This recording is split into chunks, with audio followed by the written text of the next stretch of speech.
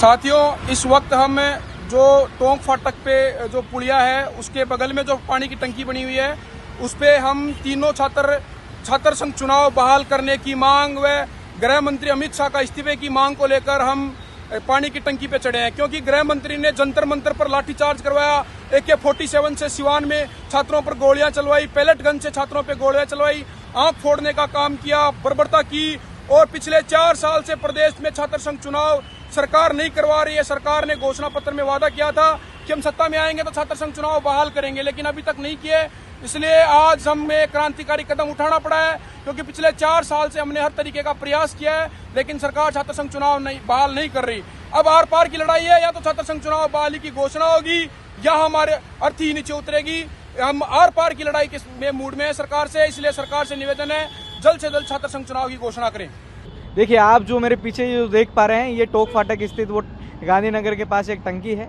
इस पर हमारे NSY के जो कार्यकर्ता हैं मेरे, जिसमें एक विजयपाल कुड़ी जी हैं, वियोना जाट है और एक क्वेश्चन खान है, हम तमाम इन 3 कार्यकर्ताओं के साथ साथ पूरी NSY की प्रदेश की गूंगी भरी सरकार से, भजन लाल जी से ये निवेदन है कि जो छात्र संघ चुनाव 2022 से बंद पड़े हैं, जो बंद पड़े छात्र संघ चुनावों की जल्द से जल्द बहाली की जाए। इसके साथ साथ जंतर मंतर पे हुए लाठीचार्ज, निहत्थे छात्रों पर आपने बर्बरतापूर्वक जो लाठीचार्ज किया है उसकी जवाबदेही तय हो। और अमित शाह जो जनरल डायर की तरह उन्होंने आदेश दिया, उसके साथ साथ वो देश के नौजवानों से माफ़ी मांगे। और मैं कल संसद में देख रहा था, धर्मेंद्र प्रधान जब इस्तीफा दे के जब संसद पहुंचे, उनका ऐसा स्वागत किया जा रहा था जैसे कोई बड़ा सेलिब्रिटी संसद में पहुंचा हो।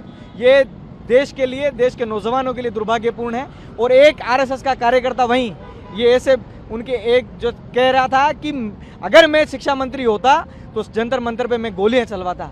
आप ये मत भूलिए, ये देश का नौजवान है, ये ना तो आपकी लाठी से डरेगा, ना आपकी गोली से डरेगा और ना आपके जुमले में आएगा। आज का जो नौजवान पढ़ता भी है, ये भगत सिंह को मानता भी है और ये गांधी को भी मानता है, और इसके साथ साथ भारतीय संविधान को भी पढ़ता है। इसमें विवेक भी है और तर्क क्षमता भी है।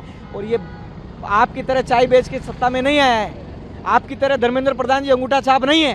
ये नौजवान पढ़ा लिखा है और आपको जवाबदेही तय करनी पड़ेगी। और भजन लाल जी, आप दिल्ली जाने में और अपने और अन्य कामों में मशरूफ मत रहिए।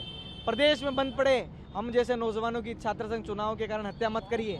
आप भूल गए शायद सत्ता में मदहोश होकर कि आप जब सरकार से पहले जब सरकार आप बना रहे थे, उस समय आपके मैनिफेस्टो में आपने लिखा था कि छात्र संघ चुनाव की बहाली हम करेंगे। क्या आप सत्ता के नशे में इतने मदहोश हो गए, इतने चूर हो गए कि आपने छात्र संघ चुनाव की बहाली नहीं की? क्यों नहीं कर रहे हैं आप छात्र संघ चुनाव की बहाली? आप बताइए।